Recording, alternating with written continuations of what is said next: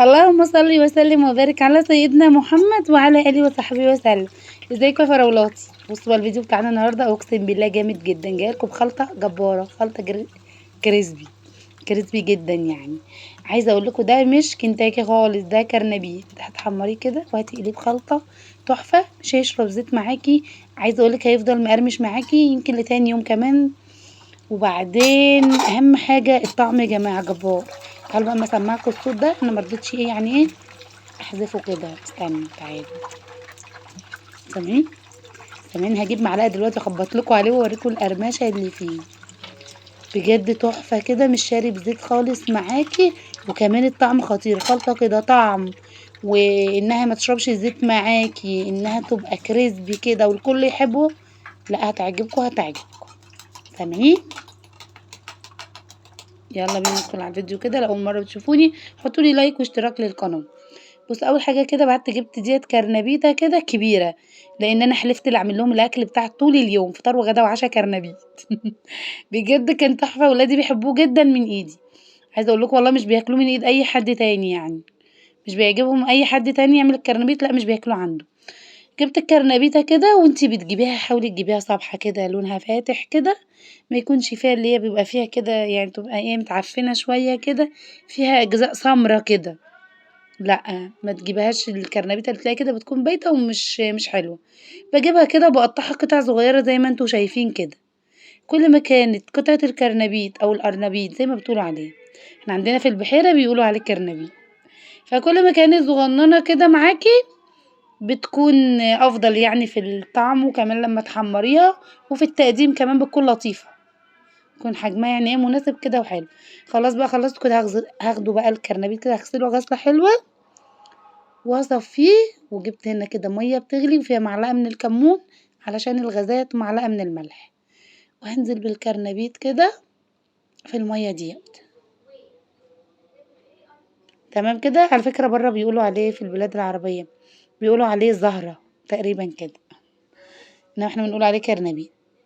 خلاص بقى هغطسه كده في الميه حلو، وهغطي عليه بقى كده واسيبه، وهرجع له تاني. تعالى نعمل بقى الخلطه التحفه بتاعته. معايا كده 3 حبات من البيض. وعلى فكره البيض بيديله طعم حلو قوي يعني، ما تحاوليش تعمليه من غير بيض. واحدة طماطماية كده زي اللي انتوا شايفينها صغنونة دي، مش صغنونة قوي يعني، وسط.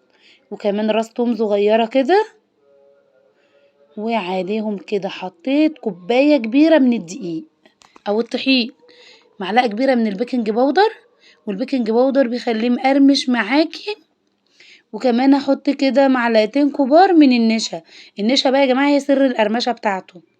والبيكنج باودر بيخليه يبقى نافش معاكي كده، مش بيبقى مكتوم وقلبه ني. دي اهم حاجه. تلاقيش الكرنبيطه من بره كده محمره وقلبها الخلطه نيه جواها. ومعلقه كبيره كده من هريسه الشطه، ومعلقه كبيره من الملح. واخر شويه كمون فضيتهم، معلقه كمون كده صغيره تكون مليانه. وشويه من الفلفل الاسود عشان البيض والزفاره.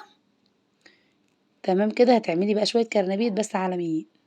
حط بقى كده يعني كوبايه وربع ميه. هوريكم القوام بتاع الخليط بيكون ازاي دلوقتي. هاضرب بقى الكلام ده مع بعضه كده، فاضل مكونين ما ضفناهمش. هاضربهم مع بعض بقى الدقيق وكل حاجة. وعلى فكرة ممكن تعمليهم بالمضرب اليدوي، مش لازم خلاط خالص. بس انا بقى ايه بسهل على نفسي. هنا بقى كده نص معلقة كبيرة من الكركم، وبرده ايه كده، وهديهم ايه كده ضربة سريعة كده يعني، اللي هو ايه يتقلب مع بعضه. تمام كده. زي ما قلت لك بالمضرب اليدوي بالشوكة ممكن تعملي الموضوع ده، سهل يعني مبياخدش وقت. هنا بقى كده معايا نص حزمة كزبرة خضرة، ونص حزمة شبت. عايزة اقول لكم الشبت بيودي الطعم في حتة تانية خالص. بجد بيكون حلو قوي وطعمه لطيف كده.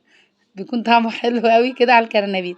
عشان ما اقعدش اخرطها بقى كده، يعني هي تكة كده بسيطة، ثانية كده باضربها مع الخلطة بتنعم خالص معايا، بدل ما تبقى قطع كبيرة مثلًا من الخضرة. أنا من الناس اللي ما بتحبش تمسك السكينة وتقعد تقطّع الخضرة قطع صغننة أوي، ما عنديش أنا روح للكلام ده، ورايا اهتمامات تانية وحاجات تانية. خلاص بقى إيه كده، ده القوام بتاعها ما شاء الله. بُصّوا بيبقى زي خليط الكيكة كده، يعني أخف سِنّة من خليط الكيك قوامه. هنا بقى الكرنبيط كده كان خلاص بعد 5 دقايق. يعني 5 6 دقايق كده عديهم على ايدك على نار عالية، وتروحي بقى واخدة الكرنبيط كده مصفياه. اوعي بقى تسيبيه هنا كده في المية وتعملي شغل تاني علشان هيتهري معاكي. احنا عايزينها تكون القطعة كده متماسكة علشان نعرف كده ايه نحمرها ونغلفها حلو بالخلطة بتاعتها. عشان هو في التسوية بتاعته بقى اغسله تحت المية، تحت الحنفية عادي كده، واغسل الكرنبيط في صينية بقى كده ولا في طاسة فيها زيت كده كتير. والزيت هنا كتير بس انا بصفيه بعد كده وبشتغل بيه في اي حاجة تانية يعني. وجبت الخلطة بقى بعد الزيت كده ما بدأ يسخن، لازم الزيت يكون سخن ما يكونش بارد. تمام كده. هبدأ بقى ايه كده احط الكرنبيط في الخلطة بتاعتي وابدأ احطها كده ايه في الزيت. تحفة، اول ما بتحطيها كده الريحة بتقلب الدنيا.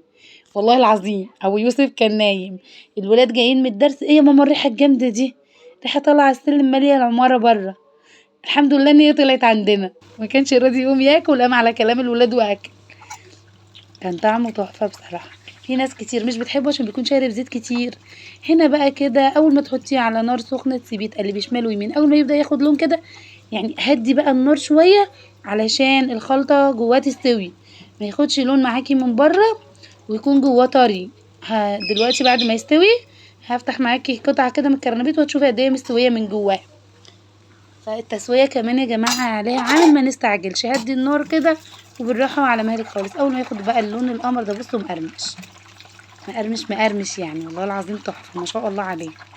بتصفيه بقى من الزيت كده بتطلعيه على مناديل المطبخ دي، بس ما كانتش موجودة عندي، ممكن على رغيف عيش كده وتحطيها تصفي الزيت العيش بيشربه يعني. رغيف عيش من اللي هو العادي ده كده. ايه ده يا عبد الرحمن جبتهم منين؟ طب بعد الفيديو هقولك جايب 200 جنيه معرفش منين. تمام كده بقى هكمل بقية الكمية، تعالوا بقى نشوفه مع بعض كده. تحفة تحفة شكله كده يفتح النفس، حاجة كده خطيرة بجد، شكله حلو قوي قوي هيعجبكم، جربوه. وتقدري كمان ان انتي تهرسي الكرنبيت نفسه وتعمليه زي قراص الطعمية. عايزة اقول لكم فضل شوية في الاخر كده وانا بعمل اللي هو هري كرنبيت كده حاجات بسيطة فحرام ارميها، وكان فاضل شوية خلط فهرستهم في بعض كده عملتهم قرصين. عايزة اقول لكم الولاد حبوهم جدا وقالوا ده حلو قوي يا ماما بيعمليه كده عجبهم. بصوا بقى مقرمش وتحفة ولونه كده زي العسل، مع حتتين بتنجان بقى، مع عودين جرجير بقى وحتتين بتنجان مخللين و5 6 رغيفة، واقعدي بقى كلي كرنبيت كده لما تشبعي. هيعجبكم قوي بالخلطة دي بالطريقة دي لو عجبكم. بصوا تعالى اوريكم القطعة دي مستوية ازاي من جوه، تحفة. والكفر بقى اللي على الكرنبيت من الخلطة ده انا جحت. لو عجبكم الفيديو شيروه لاصحابكم، واحبكم في الله واشوفكم على خير وبخير ان شاء الله الفيديو اللي جاي. في حفظ الله وامن. باي باي.